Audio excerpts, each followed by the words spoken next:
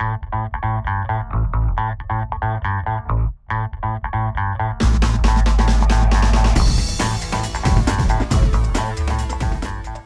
role is as the player development manager to the Emirates Western Force squad and the RugbyWA Academy.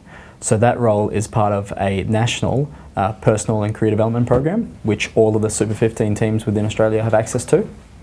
And that program is a joint venture between the Australian Rugby Union and the Rugby Union Players Association.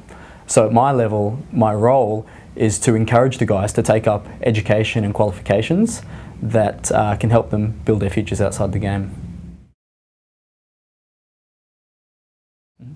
Well, to build trust with the group, I think you've got to really seize those moments when you're in front of them. So if you're presenting on a topic or delivering a workshop, like just recently I gave a presentation on betting integrity and the issue of gambling. So it's important that when you have those moments that you do a great job of creating a positive impression, and then that will encourage them to come and work with you at an individual level. And as you build trust there, the players will go on to find success in their careers, both in the game and outside the game. And as more players do that, that has that synergy effect of players coming together, talking about their successes, encouraging other players to find their own successes, and even doing things as a group. So, for example, like coming together to do a real estate qualification or a diploma in business. Yes, I think at times you will feel like that. Any person who's probably in a helping role at times will feel like their messages aren't getting through.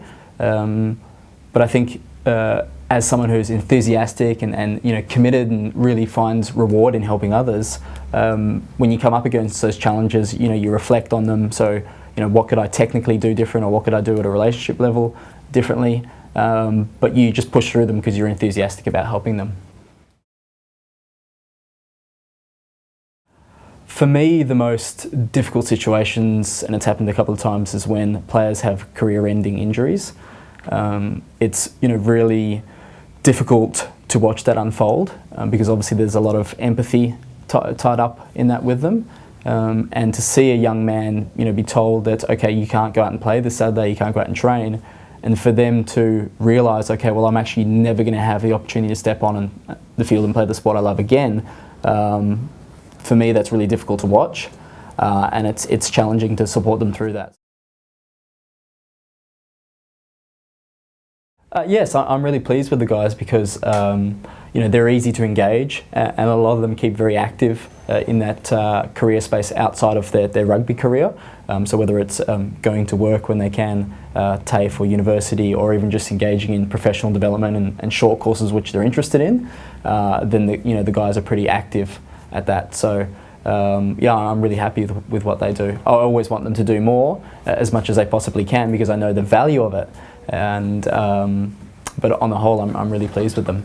They're a great group. Well, recently there was an inaugural award from the Rugby Union Players Association for academic achievement of players, and so one player from all of the state union teams was nominated, and Matt Hodgson from the Western Force won that award. So for me, that was really satisfying because I could see in him that he was being recognised for his continual effort in his career development outside of rugby. So by chipping away and constantly doing things, he's really built himself quite a career, and to see that recognised was really rewarding for me. Well, we tell them quite a bit about social media. It used to be more that it focused on the education around security and personal information, but most users now are quite savvy in terms of that area, and their profiles are locked down appropriately. They don't accept friend requests from people they don't know.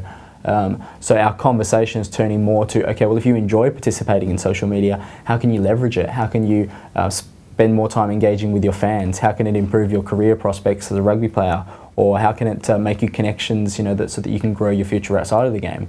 So I think that's where our conversation is going with the players about social media now, is to that more positive leverage type of angle. And when it comes to issues, yeah, we have issues all the time. I mean, it could be people posting inappropriate things, liking inappropriate things. Still, occasionally people accept friend requests from people they don't know. or it can be more serious. So for example, people setting up fake profiles and producing content under the guise of one of the players. But there's processes in place to obviously make sure that that's shut down. So yeah, there are issues all the time, some of them small and some of them large. Well, I guess, professionally, I've been very fortunate to work with a couple of people in my field and in business that are really inspirational. So a person by the name of Lois K. Smith was one of my early mentors, and I always looked to her for inspiration because she was so incredible and just achieved so much and could do so much and was such a fantastic helper. So certainly Lois has been a big inspiration for me, as well as another person named Tracy Hodgkins, who is the Chief Executive of the Australian Experiential Learning Centre in Midland. And Tracy's just an amazing person who just achieves so much and makes so much happen. So I think, professional-wise, that's probably been the two greatest inspirations for me. Oh, I think it's incredibly important because it's like any other basic principle in life, whether it's finance or health and fitness.